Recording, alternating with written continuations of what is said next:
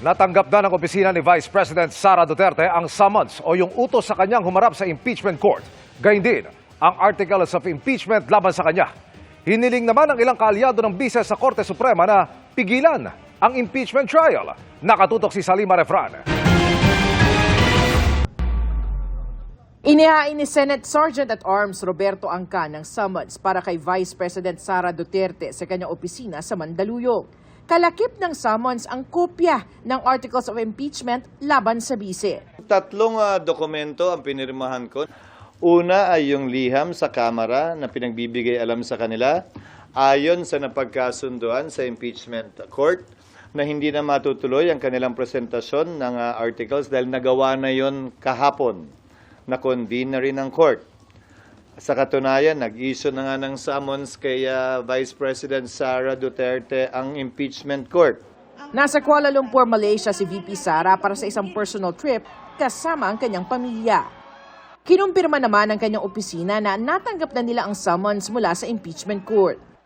Samantala, ilang abogado, kabilang ang ilang kilalang kaalyado ng mga Duterte ang naghain ng supplemental petition sa Korte Suprema. Hiling nila maglabas ng TRO o Temporary Restraining Order ang Korte Suprema at pigilan ang impeachment trial ng Senado laban kay VP Sara. Git ng petitioners, imposible raw na magkaroon ng buo at patas na pagdinig sa nalalabing mga araw ng Senado.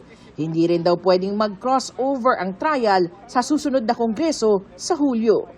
The same states even that all pending matters and proceedings shall terminate upon the expiration of one Congress, but may be taken by the succeeding Congress as if presented for the first time.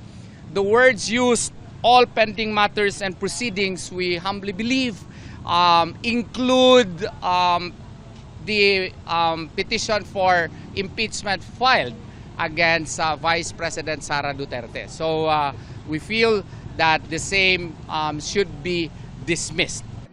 Bukod pa ito sa nauna nilang petisyon na ginigiit na ika-4 na impeachment complaint sa Kamara na pinag-ugatan ng impeachment trial ay hindi raw pasok sa constitutional at procedural requirements at wala umanong valid verification na mahigit 200 kongresistang pumirma.